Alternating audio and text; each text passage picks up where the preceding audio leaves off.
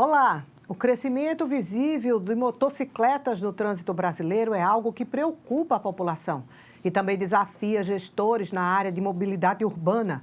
Se em 2004 elas representavam menos de 7 milhões de veículos no país, em 2024 as motos já atingiram a impressionante marca de quase 35 milhões de veículos.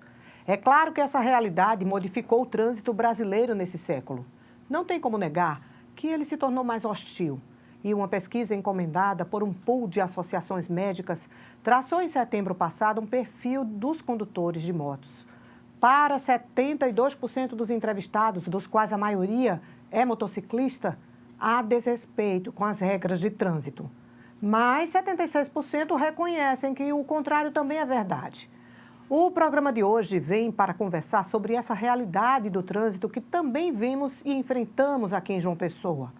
Vamos saber os dados atuais e oficiais sobre motos na Paraíba, infrações, acidentes, fiscalizações. Para isso, convidamos o diretor superintendente do Detran no estado, Isaías Gualberto. Ele é bacharel em Direito pela UFPB e também delegado da Polícia Civil. Está no ar mais um Câmara Aberta para você.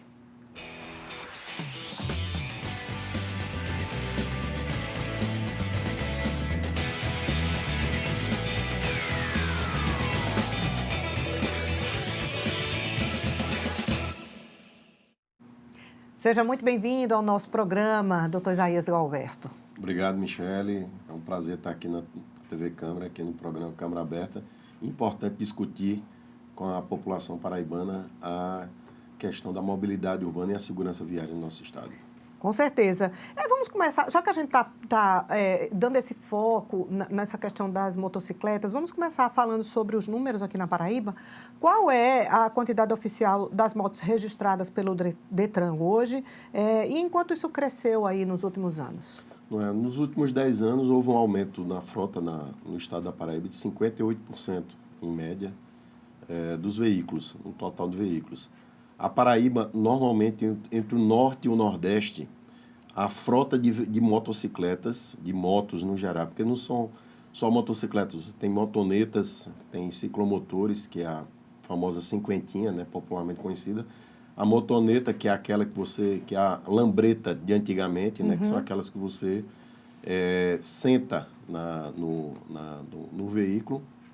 E a motocicleta normal, que é aquela que você monta, é a diferença de motocicleta para motoneta, que é o modal, né, de duas rodas, que é o mais... E houve um aumento de 58% também de motocicletas e de 78% nas motonetas. Então, houve um aumento muito grande, praticamente é o mesmo número de automóveis, né, de veículos de emparelhou ali. Praticamente, são 38%, um pouco mais aqui na Paraíba, ainda de automóveis, de carro, né, para a população entender bem. Mas já grande parte do Norte e Nordeste, isso é uma realidade do Norte e Nordeste do país, a frota de motocicletas e motonetas, no geral, é maior do que a de automóveis. E aqui está meio que emparelhado. Isso é mais concentrado em João Pessoa, doutor Isaías, ou também em outras cidades maiores? Não, principalmente no interior do estado, nas cidades menores, a frota de motocicleta já vem superando a de moto. Então, a gente ainda está com esse número de automóveis ainda um pouco maior, coisa de menos de 1%, mais do que de motocicletas, por causa de cidades maiores, como João Pessoa, Campina Grande, por exemplo. Assim, nas fiscalizações feitas pelo Detran hoje, eu sei que também são feitas em conjunto, às vezes até com outros órgãos. Qual é o tipo mais comum de irregularidades identificadas envolvendo os motociclistas? Hoje, disparado, hoje no estado da Paraíba, em 2024, é a infração de não usar capacete. E essa infração, ela causa a infração, mexe no bolso do condutor e do proprietário da moto, mas também reflete na maior mortalidade do trânsito no estado da Paraíba. Nós temos, a gente faz um acompanhamento diário dos sinistros, que mudou a nomenclatura de acidente de trânsito para sinistro de trânsito. A gente faz esse monitoramento diário através do programa Paraíba pela Paz no Trânsito, em conjunto, o DETRAN, junto com a Secretaria de Segurança e todos os órgãos parceiros. Isso foi um decreto do governo João Azevedo no ano passado, que criou esse programa, e para a gente entender as causas dessa mortalidade no trânsito. A gente, com o georreferenciamento dos locais onde está ocorrendo os sinistros em todo o estado, aumentando a fiscalização nesses locais, e, infelizmente, os ocupantes de motocicletas disparados, 73%, em média 70% ano passado, e esse ano já está com 73%, responsável pela mortalidade no trânsito no estado da Paraíba. Isso é mais concentrado na capital, onde o trânsito é um pouco mais volumoso, ou é um dado que se reflete também de uma maneira geral? Não, esse é um dado proporcionalmente. João Pessoa, ele tem um número de mortalidade no trânsito menor. Você tem números absolutos, tudo bem, né? Mas pelo volume de veículos que circulam e a população que tem aqui na região metropolitana, eu digo proporcionalmente, o problema é mais sério nosso, é exatamente no interior do estado, nas cidades menores, exatamente pela responsável pelo o maior número de infração, que é exatamente não usar o capacete. Pois é, basta a gente pegar um carro aqui rapidinho e ir passando ali por municípios, vou citar aleatoriamente, Mari, Sapé, se você for ali em direção a Brejo e tal, é muito comum a gente ver na rodovia e dentro da cidade as pessoas circulando com motocicleta, sem capacete, com crianças lá, menores da faixa que o código permite, sendo transportadas, às vezes famílias inteiras sendo transportadas. Como é que alcança essa fiscalização lá? A gente sabe que se investiu muito em fiscalização eletrônica, mas num caso como esse é pura abordagem. Aí se faz o quê? A multa não é suficiente. Com a questão da fiscalização eletrônica, a gente tem a multa, mas só que tem que mudar a consciência dessa família. Infelizmente, a pessoa não só coloca a sua vida em risco, mas a vida da sua família. Você coloca bebês de colo, né? E você citou um exemplo aí, exatamente entre as duas rodovias mais perigosas, né, estaduais do nosso estado, que é a rodovia entre Café do Vento e Belém. E isso o volume é muito grande. E mortes, inclusive. E isso também entre essa e também entre aquela rodovia estadual entre Paulista e Pombal. Então, a gente tem, infelizmente, isso é uma cultura que a gente tem que mudar, de todas as formas, a gente tem que mudar no nosso estado. Eu digo que o cinto de segurança, antes de 97, né, antes do advento do Código de Trânsito Brasileiro, era um artigo que ninguém usava. Era um artigo de decoração dentro do carro. E hoje, praticamente, todo mundo que você entra no carro, a primeira coisa que você, como condutor, é que você coloca o cinto de segurança. E isso foi responsável pela redução da mortalidade do trânsito dos ocupantes de automóvel, por exemplo. Então, isso é uma mudança cultural que a gente tem que fazer. E nossas campanhas educativas em todo o estado, inclusive o DETRAN da Paraíba, recebeu esse ano o prêmio do Observatório Nacional de Segurança Viária. Pelas nossas campanhas educativas, conseguimos atingir os 223 municípios exatamente, e o nosso maior foco é exatamente a questão da motocicleta sendo usada de forma responsável. A gente vai abordar até a questão das campanhas educativas no segundo bloco, com mais enfoque, mas eu queria saber de que forma o DETRAN, quando o motorista de um veículo qualquer atinge determinados pontos na carteira, ele não pode mais dirigir, porque ele já cometeu infrações suficientemente, e aquela CNH, ela, de certa forma, ela está ali, você tem que passar por um período de reeducação, Mas a gente não vê uma fiscalização para reter esse documento, ou para conter esse motorista, ou até fiscalizar mais presencialmente essas motocicletas, ou qualquer outro veículo, né, em qualquer estado de infração. Normalmente as pessoas vão, mesmo sem poder, vão estar ali dirigindo aquele veículo. A gente vê também uma quantidade, o senhor é delegado, uma quantidade de motos, as motos são muito alvos de roubo, a gente sabe disso. Rapidamente, lá no interior do estado, às vezes elas são reinseridas, vendidas novamente, né, e reinseridas e estão circulando. É algo que a fiscalização eletrônica não alcança. Como fazer para tirar de circulação motoristas e motos, veículos, que estão completamente errados e não poderiam estar ali circulando. Um trabalho de fiscalização eletrônica, ela é muito importante porque ela visualiza e dá para o homem que está na rua essa informação. Essa informação valiosa que é exatamente o local onde esse veículo está passando. Isso é muito importante e hoje a Paraíba é uma referência na questão de monitoramento de rodovias. Praticamente todas as rodovias estaduais e dentro das principais cidades, a gente tem um monitoramento de câmeras, através de vídeo monitoramento, através dos CICCs, então João Pessoa, Campina Grande e Pato. E isso ajuda em muito a questão da fiscalização. Há um grande aumento de apreensão desses veículos quando são roubados também.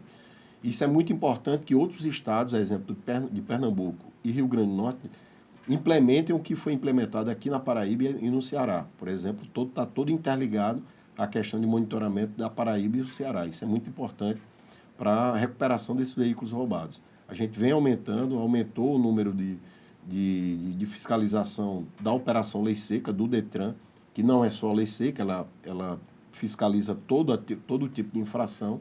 Se o condutor tiver conduzindo de forma errada, se tiver com a carteira suspensa, por exemplo, como você falou, ele vai ser, não vai ser impedido, ele vai ser impedido de continuar a viagem, e vai ter que...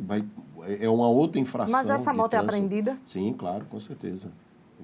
Para tirar a moto do local, ele precisa pagar a dívida dele? Tem que ter um condutor, sim. No caso, um licenciamento atrasado, sim, é motivo de ser recolhido para o pátio, tanto do DETRAN como também do BPTran e da Polícia Militar no interior do Porque estado. se isso não acontece, eu posso ter milhares de multas lá, mas como ninguém me pegou, eu vou continuar dirigindo. Não, a gente é um infrator quanto mais. Não são... Praticamente todos os dias eu convido até você a ir lá no pátio aqui em João Pessoa, no DETRAN, que todos os dias são, tanto da Polícia Militar como também do DETRAN, são dezenas de veículos apreendidos, encaminhados lá ao pátio, que a gente conseguiu fazer o processo todo eletrônico e mais rápido de leilão. A gente já fez mais de 25 mil veículos leiloados em 2 anos, através do processo eletrônico. E com isso a gente vem tirando esses veículos que estavam há dezenas de anos nos pátios do DETRAN e também da Polícia Militar e da Polícia Civil e da CEMOB também. A gente conseguiu limpar material ferroso, fez leilão de material ferroso, inclusive da própria CEMOB. Uhum. E tirando esses veículos e colocando, dizendo àquelas pessoas que infringem a legislação de trânsito e que ela tem que respeitar, porque senão o veículo vai ser apreendido e vai ser leiloado conforme a legislação de trânsito diz. Em 60 dias já começa o processo de leilão. Os estudos apontam, doutor Isaías, que esse aumento volumoso aí, esse volume alto de motos hoje nos últimos anos, ela tem muito a ver com essa questão da utilização desses veículos, profissionalmente falando, no uso comercial desses veículos, a uberização que a gente fala, né? A utilização desses veículos como uma fonte de renda do cidadão, né? Que transporta passageiros, que transporta mercadorias, entregas, né, deliveries. Então, assim, a moto, o padrão social mudou e a moto passou a ser utilizada de forma comercial. Existe legislação para regular melhor esse uso comercial das motocicletas, como existe para o transporte feito em veículos como o turístico, como o veículo que transporta crianças, né, o próprio táxi, todos eles passam por legislações específicas, já que são utilizados para uso comercial? Exatamente. Conforme o Código de Trânsito Brasileiro, o trânsito é de responsabilidade municipal. E então, um exemplo aqui, você falar de João Pessoa, você tem a Uber Motos trabalhando sobre uma liminar. Né? Ela trabalha, né, as pessoas, ela está trabalhando aqui em João Pessoa se valendo de uma liminar, porque ela não foi autorizada pela Prefeitura de João Pessoa para poder fazer essa questão da uberização, né, da questão do motofrete aqui na cidade de João Pessoa. Exemplo, ao contrário de Campina Grande, que, por exemplo, tem um mototáxi e outras cidades no interior do estado, Patos, Cajazeiras e demais outras cidades, você tem a questão regulamentada e esses mototáxis passam por um treinamento do órgão municipal de trânsito, e também isso é muito importante, porque há uma vistoria nesse veículo que ele vai trabalhar. Como os taxímetros são vistoriados? Como os veículos que transportam crianças são vistoriados, o transporte escolar? Exatamente. Isso é muito importante porque eu, particularmente, sou totalmente contra, principalmente em grandes cidades, assim como João Pessoa, tendo em vista porque você aumenta o problema. Você, em vez de procurar uma solução, e a solução para cidades grandes isso não é no Brasil, é no mundo todo, chama-se transporte público. Você aumentar o número de oferta à população de transporte público de qualidade, isso com certeza tira o cidadão, porque como eu falei para você, aqui na Paraíba 73% das mortes são ocupantes de motocicleta. Então é um risco muito grande que você deixa um filho ou uma filha sua, você circular num trânsito que é um trânsito realmente hostil, não só no Brasil, mas também no mundo. Estamos conversando com o superintendente do Detran na Paraíba, Isaías Gualberto. Em pauta, o trânsito e o aumento da quantidade de motos. É hora do intervalo. A gente volta já.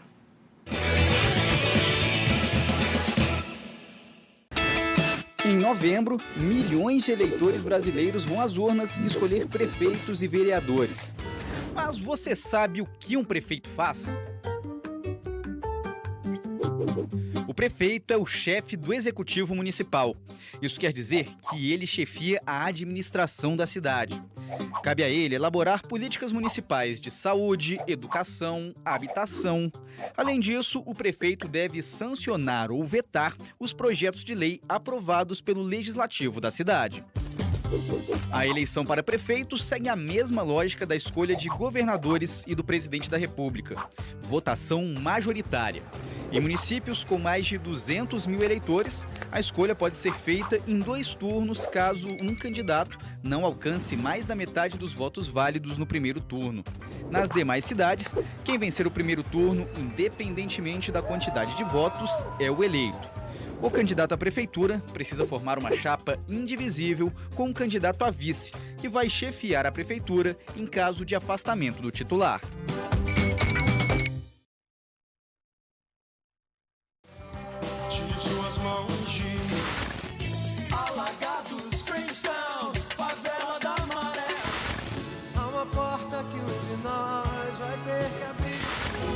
Porque a vida é tua. Não fazes favor nenhum. Last night I dreamt of San Pedro. It's now sacrifice.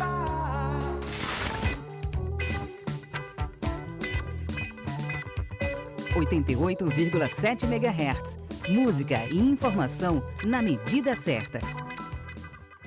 É de lei. Quem cometer abandono ou maus tratos contra animais deve arcar com multa e fica proibido de ter nova guarda. Se é de lei, é da Câmara Municipal de João Pessoa.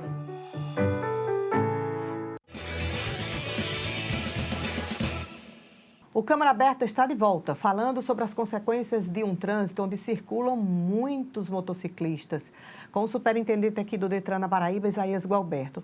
Antes da gente retomar essa entrevista, a gente vai exibir uma reportagem de Meire Alves, com foco numa dessas consequências: a violência no trânsito e o crescente aumento de acidentes com morte envolvendo motociclistas.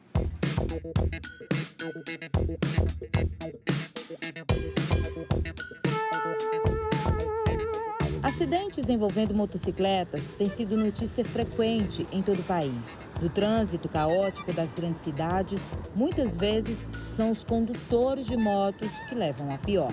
Segundo o Instituto de Pesquisa Econômica Aplicada, o número de mortes no trânsito brasileiro aumentou 2,3% no último ano, com mais de 390 mil mortes em acidentes envolvendo meios de transporte terrestre. E o cenário com as motocicletas é ainda mais preocupante. 1 em cada 3 vítimas fatais no trânsito é um motociclista. Com o aumento de uso de aplicativos e a demanda crescente por entregas, a circulação de motoboys nas ruas também cresceu. No entanto, muitos confundem agilidade com velocidade, uma combinação perigosa. A imprudência no trânsito coloca em risco não apenas a vida desses profissionais, mas de todos ao seu redor. Alcides é motoboy. Diz que a profissão é arriscada, mas que vale a pena. Que respeita as regras, sempre com cuidado, dentro do que é permitido na lei. A gente é rápido, porque é o nosso meio de transporte e a gente tem a nossa facilidade, né? Mas assim, sempre com muita segurança. Precisa correr mesmo? Não precisa correr. De acordo com o Ministério da Saúde, em 2023, mais de 1,2 milhão de pessoas foram internadas vítimas de acidentes envolvendo motos. Um aumento de 32% nos últimos 10 anos. Os dados do Hospital de Emergência e Trauma, Senador Humberto Lucena, em João Pessoa, reforçam essa realidade. De janeiro a setembro deste ano, foram registrados 7.045 acidentes de motocicleta. Segundo o médico ortopedista Matheus Enomoto, 9 em cada 10 atendimentos de acidentes de trânsito envolvem motociclistas. Um cenário alarmante que reflete a falta de fiscalização e de conscientização no trânsito. O acidente automobilístico e principalmente relacionado à moto tem em torno de 150 a 200 atendimentos semanais, certo? E que 9 a cada 10 acidente desses envolve de fato a moto. A gente tem desde atendimentos leves, eventuais, a pessoa teve uma queda às vezes mais simples por si só, mas até os pacientes mais graves, os pacientes eventualmente colisões normalmente que acabam sendo drásticas, por exemplo, moto contra um caminhão, que é um automóvel muito pesado, digamos assim. Na Grande João Pessoa, há cerca de 3.800 motofretes, motoboys e mototaxistas. No entanto, apenas 900 desses profissionais são filiados ao sindicato. A maioria trabalha por meio de aplicativos, sem a devida regulamentação ou fiscalização. O sindicato diz que busca orientar esses trabalhadores, mas há lacunas que ainda precisam ser preenchidas para garantir a segurança no trânsito. A gente, como entidade sindical, a gente tem a preocupação de estar todos os dias, nós temos uma equipe do sindicato, nós andamos nas empresas, fazendo palestras, qualificando, chamando a atenção para a importância dos equipamentos de segurança, que chamamos de EPIs, né? Também chamamos a atenção na questão de respeitar as regras do trânsito, né? É muito importante a sinalização, é muito importante o sinal, é muito importante a lombada, porque você, qualificado, você anda correto e aí você evita acidentes, né? Então é melhor que você respeite as regras de trânsito, as regras de EPIs. Nós batemos muito nessa tecla. Agora mesmo nós estamos fazendo uma fiscalização muito séria em cima dos entregadores de gás de João Pessoa, que não estão usando os EPIs. Nós estamos em cima, já fizemos a denúncia no Ministério Público, então é muito importante. E aí quando você se preocupa com a questão de EPIs, você realmente evita acidentes.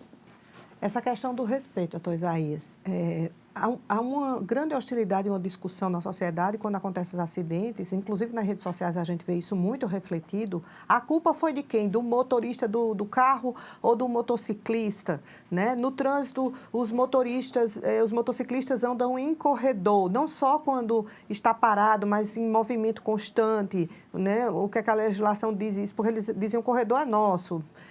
Até que ponto isso é? A gente vê motociclistas também ultrapassando em todos os lados, até pelas calçadas, é muito comum isso. E às vezes pedestres que se queixam que são atropelados na calçada por moto entregadores que têm uma demanda de alta rotatividade de entrega, e quanto mais entregam, mais faturam, né? e que não querem fazer arrodear um quarteirão inteiro e usam da contramão e, às vezes, cortam por calçadas para chegar mais rápido na entrega e, assim, continuar fazendo mais e mais entregas. Como trazer paz? É interessante, Michele, a sua colocação, porque nos últimos 10 anos a categoria que mais aumentou foi 78% de aumento, que normalmente a pessoa pensa que é a categoria A, que é o condutor de motocicleta. Essa praticamente nos últimos 10 anos não houve grande alteração. Houve um pequeno aumento, mas não muito significativo. Mas o grande aumento, 78%, foi a categoria AB. Então, a pessoa que tinha a categoria A também teve de carro, né? Teve de automóvel, que é a B, ou a pessoa que só tinha a B, que é de automóvel, de 4 rodas, colocou também a de motocicleta, que é a A. Então, isso é importante porque o motociclista, ele hoje na Paraíba, é um condutor de automóvel. Ou seja, ele sabe da legislação para ambas as partes, né? Exatamente. Isso é muito importante que houve esse aumento. Essa questão do corredor, a legislação federal, ela veda, não existe essa questão. Ela só fala que pode circular no corredor se o trânsito estiver parado em baixa velocidade. Tive agora em São Paulo, foi criada a faixa azul. Sim. Agora, recentemente, há alguns anos já, e deu muito certo, houve uma redução muito grande da mortalidade no trânsito, mas assim como... A faixa azul é só para motociclistas? Só para motociclistas. E isso você coloca no local, assim como uma medida simples que foi adotada em todo o país, que é a faixa de espera nos semáforos para motos. Aqui já tem, inclusive. Isso.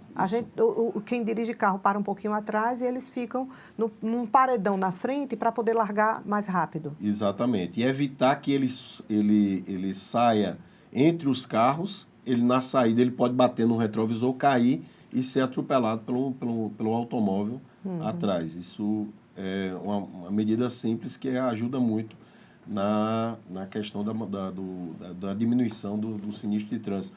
Mas assim como o presidente do sindicato falou, do motoboys, realmente é muito importante. A pessoa que anda correto, a gente tem dados estatísticos, os mototáxis que são fiscalizados, que andam corretamente, eles se envolvem menos, né, no interior do estado em sinistros de trânsito graves. Assim como dados estatísticos dos hospitais de trauma, a condutora mulher, ela 80%, né, dos sinistros, quando ela se envolve num sinistro, 80% tendem a não ser graves, tendo em vista ela conduzir de forma mais respeitosa, principalmente a questão da velocidade.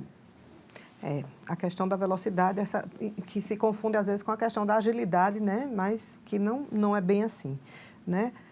Quando morrem motociclistas ou qualquer outro motorista, né, que esteja envolvido lá em algum acidente, eles acabam se utilizando de benefícios, como a aposentadoria compulsória, quando sobrevivem, né, ou quando morrem também seguros, né? E, no caso, quando sobrevivem e ficam com sequelas, são obrigados a se aposentar compulsoriamente, né? Então, isso pesa no bolso da sociedade, não é isso? Como se houver essa questão também, que é um desdobramento que mexe com a economia de uma maneira geral. Quem paga essa conta? A sociedade. A sociedade paga e a conta é altíssima.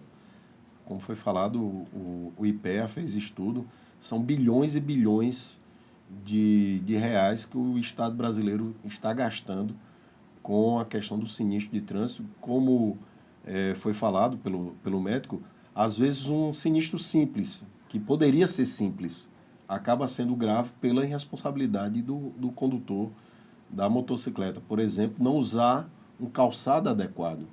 Se você está andando de sandália, de chinelo, se a motocicleta cair, aquilo dali ele vai... Pode perder um dedo, um pé. Vai perder o pé, vai ser amputado o dedo, o pé, exatamente porque ele não usar um calçado adequado, e isso causa um sinistro grave e essa pessoa vai ficar inválida. E essa questão do calçado adequado tá lá no código também para isso. Exatamente. Está lá previsto, né? Assim, na realidade parece uma bobagem, uma escolha pessoal, mas não é. É como um equipamento de segurança também, não é isso? A gente sabe que as campanhas educativas, elas continuam acontecendo, elas existem e elas são muito importantes, especialmente para as crianças, os futuros motoristas que vão estar aqui no trânsito diário daqui a algum tempo. Mas, na sua visão, qual o potencial que essas campanhas têm, de fato, doutor Isaías, para modificar a realidade de uma pessoa que dribla a lei frequentemente, alguém que é um infrator quanto mais? A campanha educativa é fundamental. A campanha educativa é fundamental, mas eu também concordo com você. Ela não tem um resultado imediato de grande espectro. Ela tem um resultado de médio a uma longa duração, tendo em vista que a fiscalização é mais imediata. Tendo em vista, mas isso aumenta a questão da fiscalização através de vídeo monitoramento, por exemplo, é muito importante. A partir do momento que o cidadão ele começa a ser autuado, ou ele sabe que aquele município ele tem um vídeo monitoramento e que se ele não usar capacete ele vai receber a multa, ele vai pensar duas vezes. Ele não vai pensar na segurança dele, que o capacete é para salvar a vida dele ou do garupa. Ele vai pensar que ele vai levar uma multa, ele vai ser penalizado. E quando ele se envolver num sinistro, ele vai estar de capacete e ele vai sobreviver por causa disso. E realmente a fiscalização é mais imediata. A gente vem aumentando a fiscalização e vem aumentando a campanha educativa. Esses dois pilares fundamentais em todo o Estado.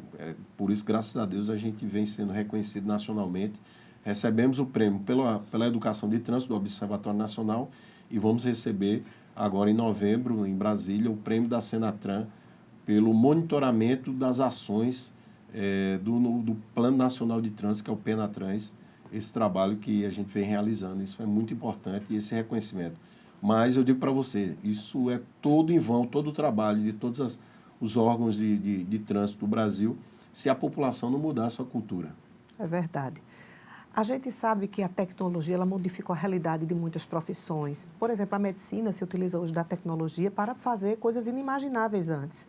E na nossa área que nós estamos falando aqui, a tecnologia trouxe essa questão da ampliação do monitoramento eletrônico, que é fundamental, como o senhor já ressaltou mais de uma vez aqui.